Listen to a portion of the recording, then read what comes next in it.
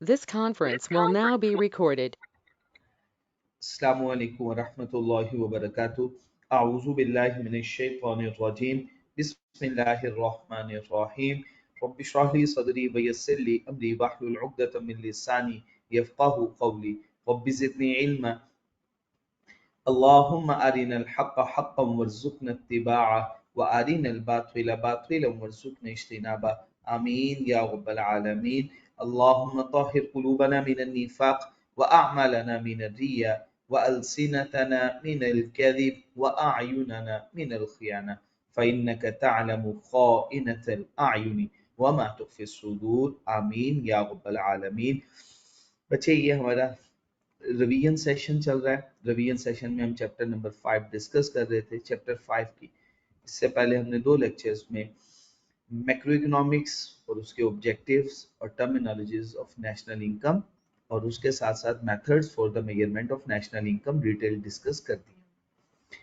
इस लेक्चर में हम इंशाल्लाह सबसे last one topic circular flow of national income को डिटेल डिस्कस करेंगे। तो हमारा इस लेक्चर का आज का एजेंडा है circular flow of national income.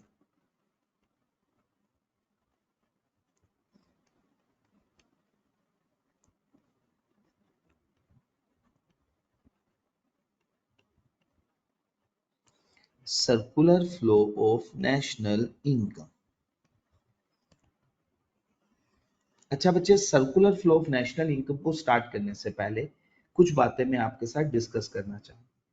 बच्चे, हम जीडीपी की इक्वेशन पढ़ा करते थे तो हम कहते थे GDP is equal to C plus I plus G plus X N.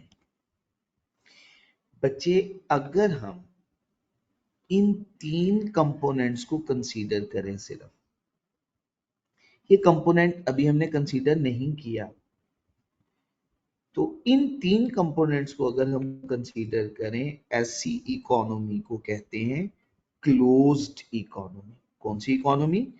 Closed economy. क्योंकि इस इकोनॉमी में across the boundaries of a country transaction नहीं हो रही है, इंपोर्ट एंड एक्सपोर्ट नहीं हो रही है। समझ आ गई? अच्छा, अब नेक्स्ट वन, इसके अंदर कितने कंपोनेंट्स कंसीडर हो रहे हैं, कितनी डायमेंशंस हैं? एक, दो और तीन। इसको हम कहते हैं थ्री डायमेंशनल।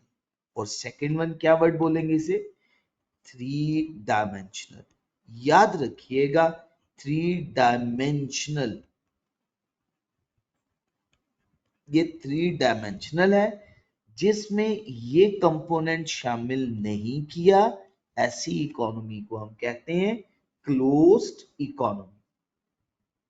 अब मैं अगर आपसे सवाल पूछूं, जीडीपी इज इक्वल टू, अगर मैं कह दूं सी प्लस आई, इसमें मैंने दो डायमेंशंस को कंसीडर किया हुआ है। शाबाश, फर्स्ट एंड सेकंड। कितनी डायमेंशंस है? दो। तो मैं इसे क्या बोलूंगा? इसको मैं बोलूंगा टू डायमेंशनल। शाबाश, एक्सीलेंट। इसे क्या बोलेंगे? Two dimensional. क्या वर्ड बोलना है? Two dimensional. अच्छा बच्चे, सेकेंडली, क्या ये ओपन इकोनॉमी है या क्लोज? जल्दी से बताइए। शाबाश, क्योंकि इसमें एक्सएन का कंपोनेंट नहीं है, ये कौन सी इकोनॉमी हुई? Closed economy. याद रखिएगा, कौन सी इकोनॉमी है? Closed economy. अच्छा, एक और बात बताइएगा, last one. GDP is equal to C plus I plus G plus X N. इसमें मैंने चारों के चारों कंपोनेंट्स कंसीडर कर लिए हैं। अब मुझे आप बताइएगा, one, two, three and four, कितनी डायमेंशन है इसकी? कितनी डायमेंशन? Four dimensional. क्या है ये? Four dimensional. समझ आ गई बात? कौन सी? Four dimensional. ओपन या क्लोज्ड? ओपन इकोनॉमी, क्योंकि अब इसमें तो एक cross the boundaries of a country trade हो रही है ना, तो ये है ओपन इकोनॉमी। कोई कंफ्यूजन तो नहीं है बच्चे यहाँ तक? चले, अच्छा बच्चे, हमने circular flow of national income just two dimensional तक पढ़ना है और क्लोज्ड इकोनॉमी तक। हमारे सिलेबस में सिर्फ इतनी ही बात है। तो स्टार्ट करते हैं बच्चे। आऊज़ु बिल्लाहि मिनश शैतानिर रजीम, बिस्मिल्लाहिर रहमानिर रहीम। जी बच्चे, सबसे पहले हम एक एग्जांपल लेते हैं। हम कहते हैं फर्म। कौन सा कंपोनेंट है बच्चे? आई।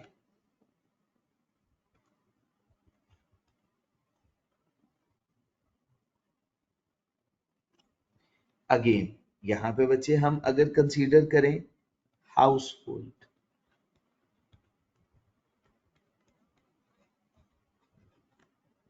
कौन सा कंपोनेंट? सी।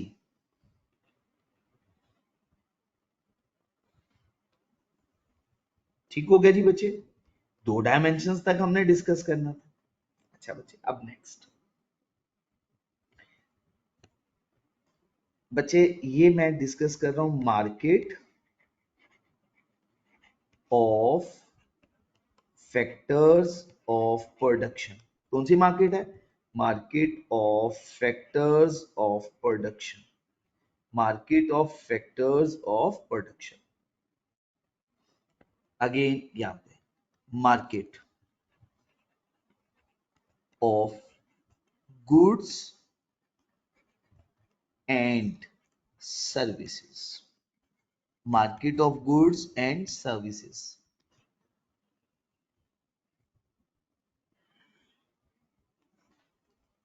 ठीक हो गया? अब जरा फ्लो देखिए, अच्छे तरीके से बात को समझना है। अच्छा बच्चे, हाउस होल्ड के पास बच्चे फैक्टर्स ऑफ प्रोडक्शन, जैसे कुछ हाउस होल्ड्स के पास प्रॉपर्टी लैंड एंड बिल्डिंग मौजूद है। अगर वो रेंट पे इन लैंड एंड बिल्डिंग को प्रोवाइड करना चाह रहे हैं तो वो प्रॉपर्टी डीलर के पास आएंगे और उसे आके कहेंगे हम अपनी प्रॉपर्टी को रेंट आउट करना चाह रहे हैं। इनके पास क्या मौजूद हुए? फिर फैक्टर्स ऑफ प्रोडक्शन। ये फैक्टर ऑफ प्रोडक्शन को इंडस्ट्रीज या फर्म्स को प्रोवाइड करना चाह रहे हैं। अब इसी तरह से कुछ सर्विसेज प्रोवाइड करना चाह रहा है। सर्विसेज प्रोवाइड करना चाह रहा है मींस एम्प्लॉयमेंट में आना चाह रहा है। तो फैक्टर ऑफ प्रोडक्शन क्या? लेबर की सर्विसेज, फिजिकल और मेंटल सर्विसेज प्रोवाइड करना चाह रहा है। थर्ड वन, इसी तरह से किसी के पास काफी ज्यादा पैसा है, वो उसको इन्वेस्ट करना चाह रहा है, कैपिटल की इन्वेस्टमेंट का प्लान रखे बैठा है, तो उसे किसी फाइनेंशियल इंस्टीट्यूशन के पास जाके शाबाश इन्वेस्ट करना पड़ेगा। ठीक हो गया जी बच्चे? तब वो मार्केट में आया, रिस्पेक्टिव मार्केट में। अब फर्म्स को इन फैक्टर्स ऑफ प्रोडक्शन की जरूरत है, वो इन मार्केट से इन फैक्टर्स ऑफ प्रोडक्शन को एक्वायर करेंगे, हासिल करेंगे। इन फैक्टर्स ऑफ प्रोडक्शन को क्या करेंगे? Market of factors of production से हासिल करेंगे। जी बच्चे, यहां तक बात क्लियर हो गई जी? तो फैक्टर्स ऑफ प्रोडक्शन सबसे पहले हमने क्या पढ़ा? हमने कहा factors of production house hold वालों के पास है। अब फर्म में से जिस फर्म को लैंड की जरूरत होगी, जिसको लेबर की जरूरत होगी, या जिसको कैपिटल रिक्वायर्ड होगा, वो इस market of factors of production से अपनी जरूरत के मुताबिक फैक्टर्स ऑफ प्रोडक्शन को हासिल कर लेंगे, रिसोर्सेज एक्वायर कर लेंगे। अच्छा, फर्म्स इन रिसोर्सेज को यूज करके गुड्स एंड सर्विसेज को मैन्युफैक्चर करेगी। क्या है? प्रोडक्शन। प्रोडक्शन होने वाली है, किन की प्रोडक्शन होगी? गुड्स की और सर्विसेज की। अच्छा, जब फर्म्स गुड्स एंड सर्विसेज को प्रोड्यूस करेगी तो फर्म ने उन गुड्स एंड सर्विसेज को सेल नहीं करना। सेल करने के लिए वो किस मार्केट में लाके सेल करेंगी? Market of goods and services. Firms ने इन तमाम फैक्टर्स ऑफ प्रोडक्शन को यूज करके किसको प्रोड्यूस किया? गुड्स एंड सर्विसेज को। और वो गुड्स बेचनी है गुड्स एंड सर्विस की मार्केट में, तो फर्म्स उन्हें मार्केट में ऑफर कर रही है फॉर सेल। अच्छा, अब हाउस होल्ड को कंजम्पशन करनी है, गुड्स एंड सर्विसेज को बाय करना है। गुड्स एंड सर्विसेज को क्या करना है? बाय, खरीदना है। तो ये goods and services house hold ने मार्केट से जाके खरीद ली। तो समझ आ गई बात, कोई कंफ्यूजन तो नहीं? रिपीट करता हूं। हाउस होल्ड के पास फैक्टर्स ऑफ प्रोडक्शन है, फर्म्स को उन फैक्टर्स ऑफ प्रोडक्शन की जरूरत है। हाउस होल्ड वो फैक्टर्स ऑफ प्रोडक्शन ऑफर करेंगे एक ऐसी मार्केट में जहां पे उन फैक्टर्स ऑफ प्रोडक्शन को ऑफर किया जाता होगा, और फर्म्स उन मार्केट से उन फैक्टर्स ऑफ प्रोडक्शन को अपनी जरूरत के मुताबिक, उन रिसोर्सेज को अपनी जरूरत के मुताबिक एक्वायर कर लेंगे, और उनकी मदद से वो गुड्स एंड सर्विसेज को प्रोड्यूस करेंगे, और उन गुड्स एंड सर्विसेज को वो मार्केट में ऑफर फॉर सेल करेंगे। और उन गुड्स एंड सर्विसेज को खरीदेगा कौन? हाउस होल्ड यूजर खरीदेगा। इस फ्लो को हम कहते हैं रियल फ्लो। ये फ्लो क्या कहलाता है? ये फ्लो क्या कहलाता है? इस फ्लो को क्या बोलते हैं? Real flow. ये याद रखिएगा, ये कौन सा फ्लो कहलाएगा? Real flow. इस फ्लो को क्या बोलेंगे? Real flow. ये फ्लो क्या कहलाएगा? Real flow. बात समझ में आ गई? ये फ्लो क्या कहलाता है? Real flow. अब समझनी है बात। अच्छा, हाउस होल्ड इसके बदले में क्या पे करेगा? हाउस होल्ड इसके बदले में कीमत अदा करेगा, प्राइस पे करेगा। जो वो प्राइस पे करेगा वो उसका एक्सपेंडिचर हो जाएगा। क्या कहलाएगा वो उसका? एक्सपेंडिचर। क्या कहलाएगा बच्चे? एक्सपेंडिचर्स कहलाएगा। तो इनकम को कैलकुलेट करने का एक मेथड है ना, एक्सपेंडिचर मेथड। तो हाउस होल्ड क्या करेंगे? इसके बदले में प्राइस पे करेंगे, वो उनके एक्सपेंडिचर्स हैं। अच्छा, ये पैसे market of goods and service से किसके पास आ जाएंगे? ये फर्म्स के पास आ जाएंगे, और फर्म का क्या बन जाएगा? इन गुड्स एंड सर्विसेज के बदले में रेवेन्यू, या हम इसे कहते हैं ये फर्म की इनकम कहलाएगी। मैं इस तरफ लिख देता हूं, इनकी क्या बन जाएगी बच्चे? इनकम कहलाएगी, इनकम बन जाएगी। तो इनकम का मेथड। अच्छा, ये फर्म्स क्या करेंगी? इस पैसे को जो उन्होंने कलेक्ट किया, इस पैसे को फैक्टर्स ऑफ प्रोडक्शन के बदले में पे करना पड़ेगा। और ये फैक्टर्स ऑफ प्रोडक्शन एक्चुअली किसने प्रोवाइड किए थे? ये प्रोवाइड किए थे हाउस होल्ड। अच्छा, अब लैंड के बदले में रेंट, लेबर के बदले में वेज, और कैपिटल के बदले में क्या पे करना पड़ेगा? इंटरेस्ट। यहीं पे लिख देता हूं, इसके बदले में, ये रिसोर्सेज के बदले में पेमेंट करनी। और ये पैसे फैक्टर्स ऑफ प्रोडक्शन के किसके पास आ जाएंगे? हाउस होल्ड के पास आ जाएंगे। ये फ्लो कौन सा फ्लो कहलाया? इस फ्लो को हम बोलते हैं मनी फ्लो। ये कौन सा फ्लो है? Money flow. कौन सा फ्लो? Money flow. तो दो तरह का फ्लो होगा, एक रियल फ्लो, एक मनी का फ्लो। गुड्स एंड सर्विसेज का फ्लो रियल फ्लो, और पैसे का बहाव, शाबाश, बात समझ में आ गई। इसको हमने क्या बोल दिया? Circular flow of national income. ये कॉन्सेप्ट क्या कहलाया? Circular flow of national income. Circular flow of national income. Circular flow of national income. अच्छा, अब इसमें तीन लीकेजेस होती हैं, जिसे हम तीन विड्रॉल्स भी बोलते हैं। कितने विड्रॉल्स हैं? 3 विड्रॉल्स हैं। कितने विड्रॉल्स हैं? 3 विड्रॉल्स हैं। ऐसा कि इस सर्कल में से आउटफ्लो होना शुरू हो जाए, मूवमेंट आउटसाइड हो जाए। तो कितने आउटफ्लोज हो सकते हैं? 3 आउटफ्लोज हो सकते हैं। इसे हम विड्रॉल्स भी बोलते हैं, इसे हम लीकेजेस भी बोल देते हैं। और अगर आउटसाइड द सर्कल पैसा इनसाइड मूव कर जाए तो उसे हम कहते हैं इंजेक्शंस। क्या वर्ड बोलते हैं? Injections. How many injections are there? 3 injections and 3 withdrawals.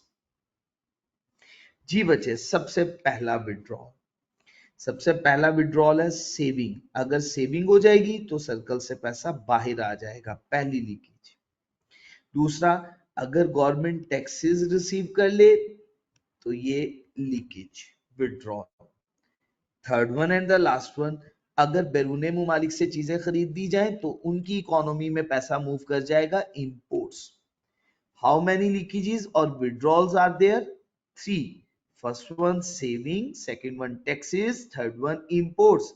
Repeat कीजिएगा, saving, taxes, imports, saving, taxes, imports. Injections कितने हैं? 3 injections. First one investment.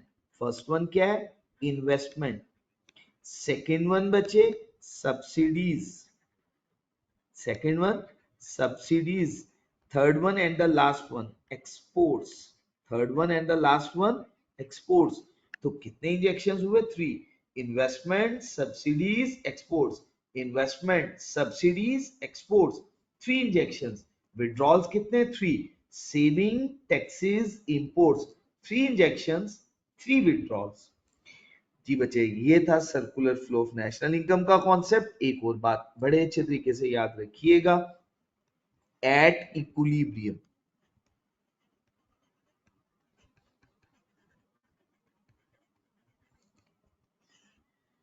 Equilibrium पे बच्चे injections equal to withdrawals. Injection किसके इक्वल होंगे? विड्रॉल्स के इक्वल हो जाएंगे. इंजेक्शंस क्या क्या बच्चे हमने पढ़े? Investment plus subsidy plus exports is equal to withdrawals क्या? सेविंग्स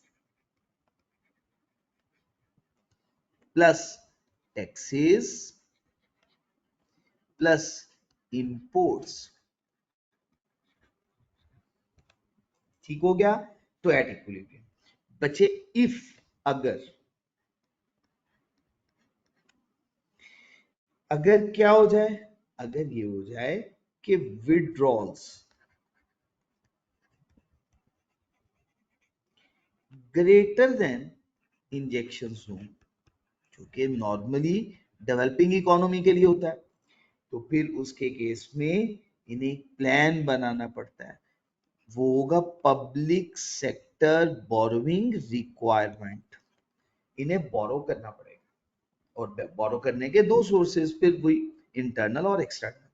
और सेकंड वन, फिर पब्लिक सेक्टर को इसकी रीपेमेंट भी करनी है, वो है public sector debt repayment. Public sector borrowing requirement and public sector debt repayment. जी बच्चे, बात क्लियर होगी? तो बच्चे, ये कॉन्सेप्ट था circular flow of national income का. यहां तक बच्चे बात क्लियर? तो बच्चे, हम लोगों ने circular flow of national income का कॉन्सेप्ट अच्छे से समझने की कोशिश की. तो इंशाल्लाह बाकी चैप्टर्स की रिवीजन भी हम इसी तरह से करेंगे. अपना ख्याल रखिएगा, मुझे दुआ में याद रखिएगा. सुब्हानक अल्लाहुम्मा व बिहम्दिक, अशहदु अल्ला इलाहा इल्ला अंता, अस्तगफिरुका व अतूबु इलैक. अस्सलामु अलैकुम व रहमतुल्लाहि व बरकातुहू.